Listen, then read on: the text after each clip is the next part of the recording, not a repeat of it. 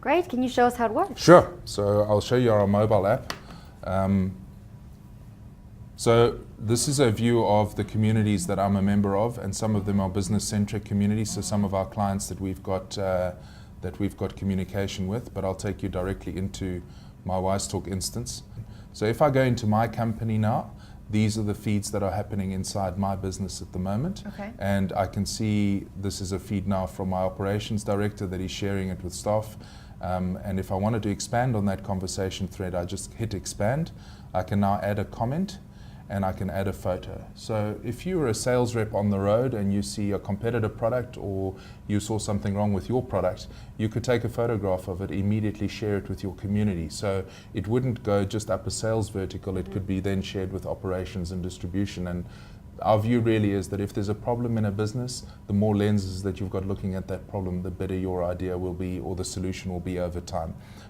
So just to go back, if I wanted to create a new conversation, I would just click on that button and it would now say, do I want to make an announcement? Do I want to allow or disallow comments? And I can also then go into groups and I can select groups that I may want to have this conversation with.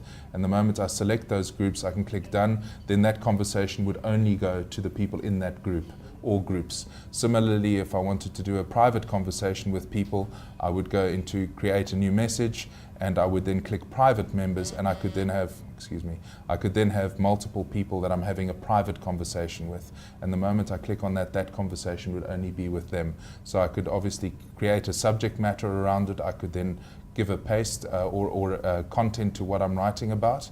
On the web portion, you're able to upload documents and upload videos, etc., which we will get to at our next instance of our mobile platform.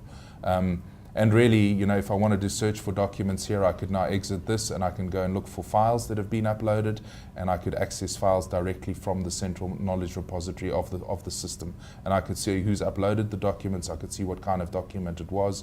If I clicked on that, it would now open it via an external application. I could say, look, this is an Adobe document, and it would then come up to my phone. Remembering that everything that is discussed here is completely confidential to the enterprise. And then obviously, you know, in terms of the other conversations that I wanted to have with regards to my community would be set up by the members or groups inside the structures. So these are all groups that I'm a member of. You see my board of directors group is a closed group, so only myself and my board of directors have a view to it. If it was an open group like API Technology, for instance, I would be able to go into and out of this group as I see fit.